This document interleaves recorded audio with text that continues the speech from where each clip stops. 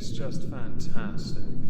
Hello everyone, I hope you're all having a fantastic day. Welcome back to another video. Today we're going to be talking about updates concerning the YouTuber Mamamax. Why? Because they're continuing to make mistakes. I'm going to preface this with the following. I don't think any of you watching this, hello, you lovely people, need to see the previous two videos I've done, but they will be linked in the pinned comment regardless. The reason why is because Mamamax has been trending enough on virtually every platform because their stupidity seems to know no bounds. If you are a YouTuber calling out those who commit crimes, but you accomplish nothing in the process, and the person you're calling out doesn't get arrested, charged, sentenced, or anything like that, you're a fraud. Although, to be honest, the lack of involvement of law enforcement in these investigations, as they're rather charitably dubbed, is what makes them additionally laughable. When you try and big them up by going after somebody that may well have committed these very crimes, heinous crimes at that, by producing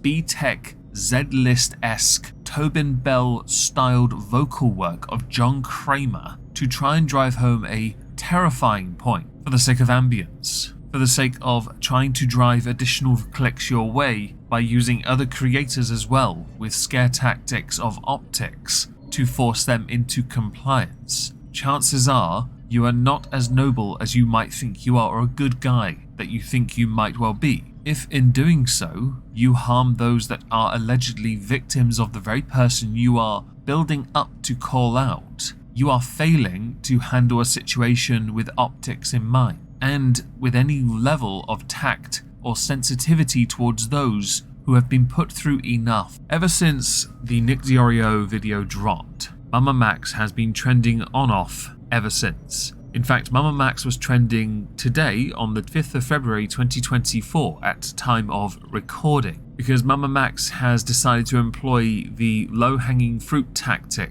which we will get to later as it involves a number of creators. And I'll be honest, this is the sort of thing I expect from the likes of Chantel, Foodie Beauty that is, Nada, those within Girl World who don't seem to grasp how to play the game. So we're going to continue the story for this video, as if you've already seen the previous two, and start with this. I think this is important personally. Muta has breached terms of the NDA, and his actions have caused cyberstalking and harassment, and this is dangerous. If he doesn't learn, what stops him from doing similar in the future in relation to other cases? I agree on waiting for Victoria though, just in case, but if it's plausible, Muta should be held accountable. His behaviour is disgusting. This is two separate things that need to be addressed at once. The first, the terms of an NDA are between you and that person. That does not, however, negate you from criticism. It is also a deflection to try and distract from the core problem. No one in the online space, apparently, is bound to an NDA. Therefore, we do not care about the NDA. We care about what is right and what is wrong. In this instance, there is very little grey area, very little,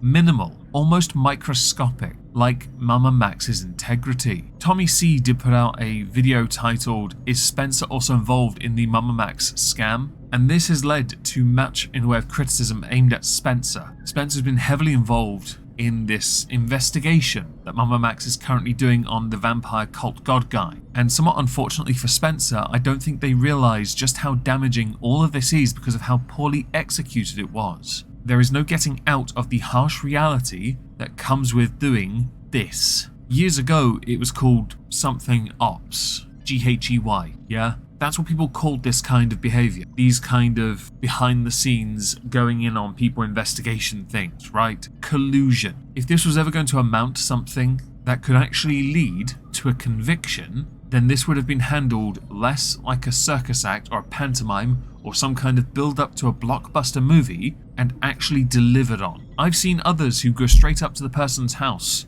and call them out to their face with the evidence and then call the police. Show the police the evidence and leave it with them. And then you get others that do what Mamamax has done. The only thing missing from what Mamamax has done is him saying, "I want to play a game." Since this all went down with the threat of legal action against Muta, obviously Mamamax got trolled because, and I'll read one of the memes directly, "Getting the law involved for a child crime cult investigation, I sleep. Getting the law involved to sue Muta, real shit." But there's more, as you can see. My personal favourite though, Mamamax, what do I do now? ChatGPT, you're effed. Which is accurate really, because what on earth are you going to do about this? There are Imgur files with vast amounts of DMs leaked. They include messages of Vampire Cult Guy that I'm not going to show in this because I could get in trouble for that one, but I'll link it down below if you're interested. Now, because many people were calling out Mamamax tried to reach out to some creators to discuss this.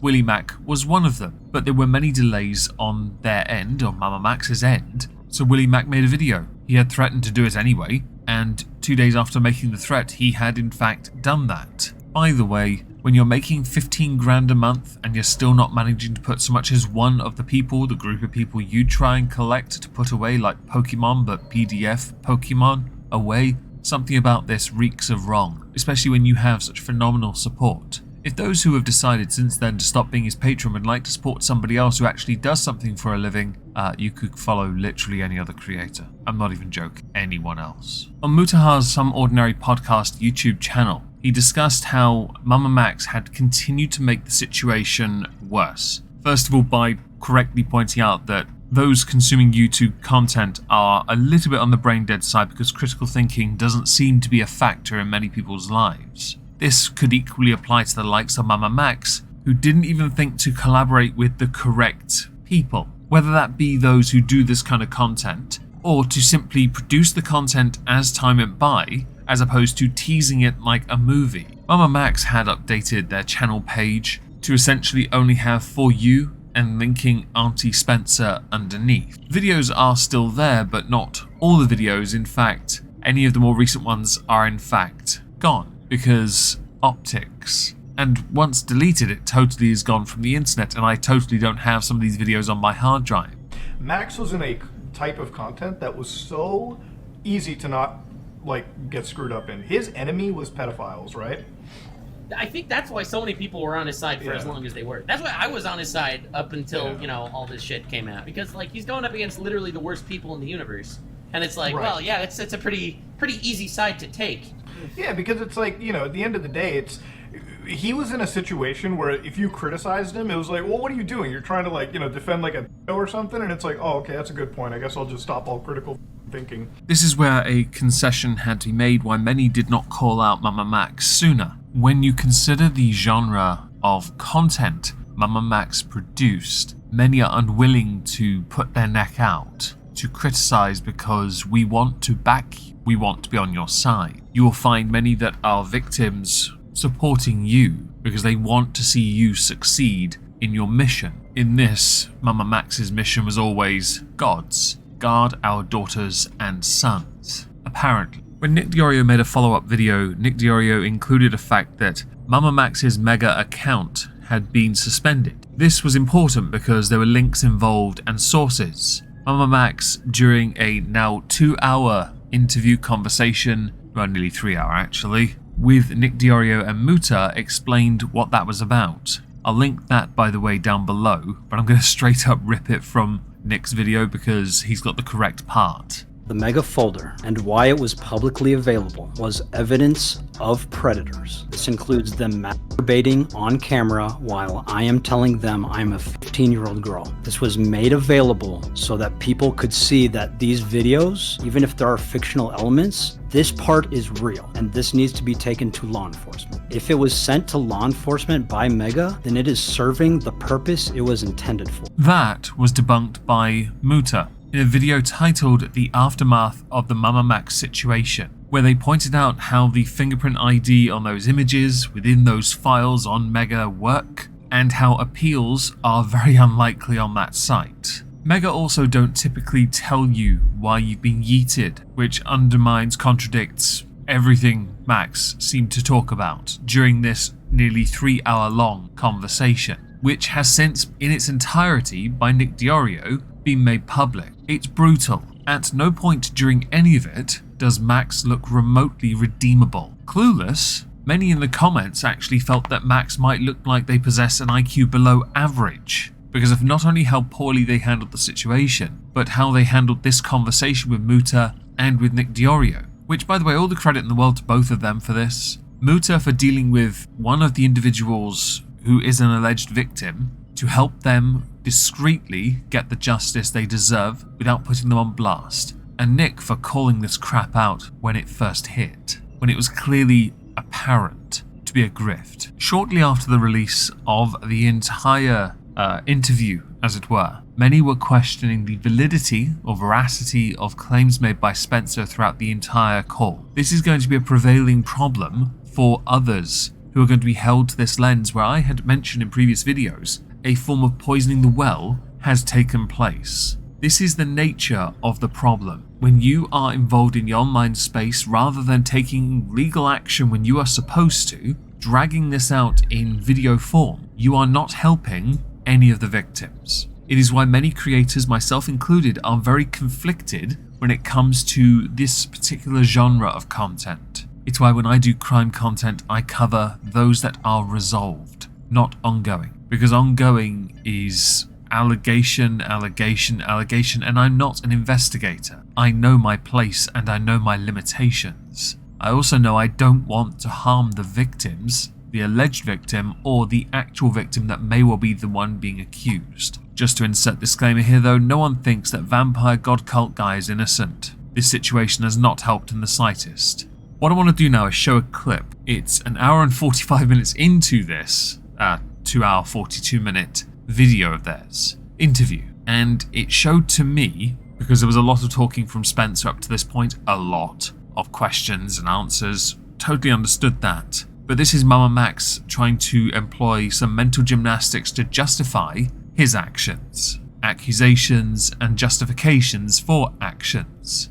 But wait, so you don't think that you could legally be held liable for the statements you're making if he were to sue you because you have someone who can come forward and tell you it happened? Well, I am just documenting what she said. No, you are calling him a pedophile. Correct. And to be able to successfully sue me for defamation, he would have to prove that I am lying, which I am not, because the girl is real and she sent me those DMs. Wait, which DMs did she send you? Telling me what Anthony Field did at the end of Believe All the Brothers. Okay.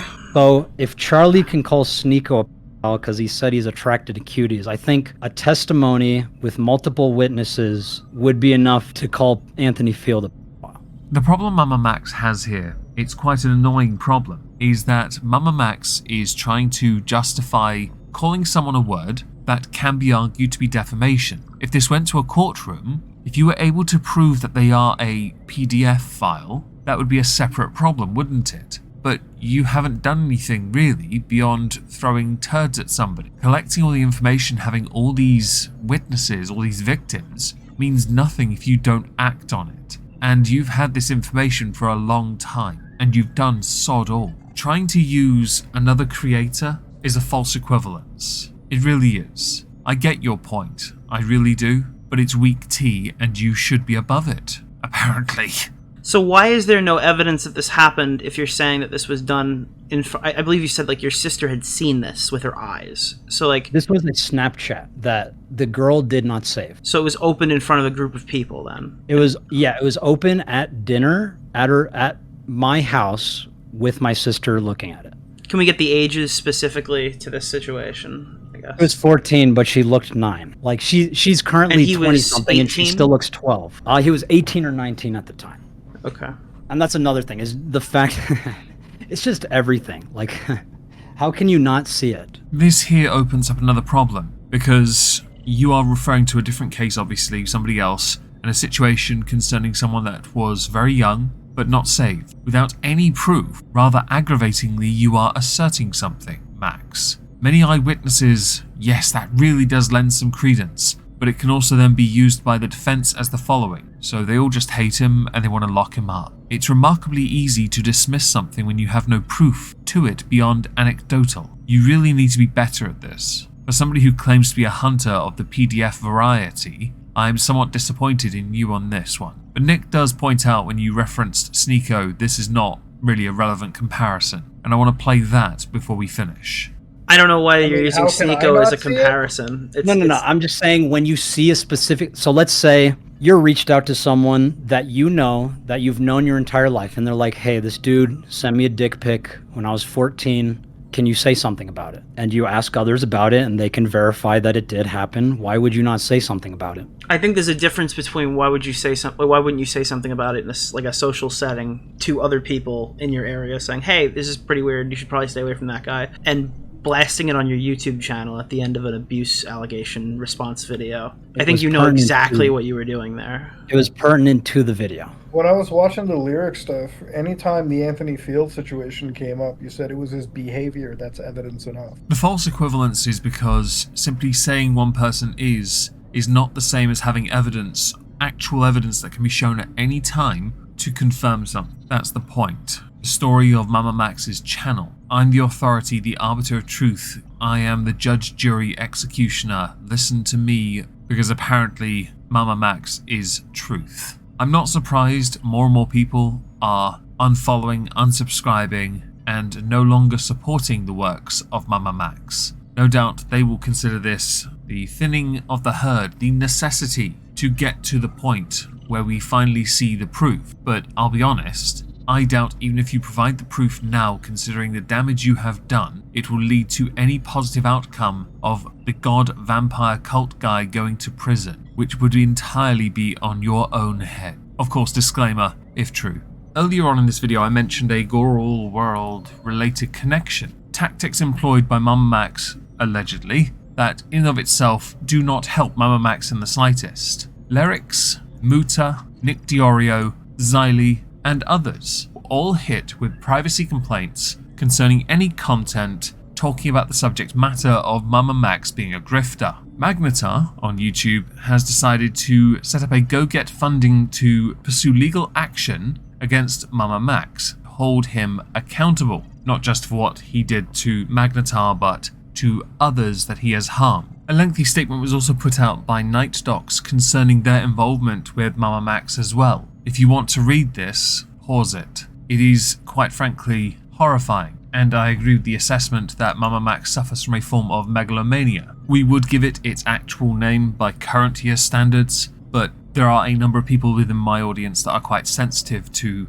others diagnosing individuals with concerns. So we have to be a little bit careful. The last thing anyone needs is someone taking away the wrong point. But that will happen. There's always one. As a final point for this video, I should state, when you go into any subject matter, it is always right that you look at the source material for yourself and make up your own mind. It is fundamentally important. I will provide the sources you need down below, but when I say you need by the standard of what I've set. That doesn't mean I've given you everything, because I can't be asked. You know me well enough to know that to be true. So I highly recommend, if you are as invested in this as others are, you look as well. Critical thinking is vitally important. It is something that has often been omitted by Mamamax under the guise of, I'm just simply better than you. Now let me put on a deep menacing voice and make it seem like I am also tough guy. Nothing reeks of tough more than dropping your voice a few octaves.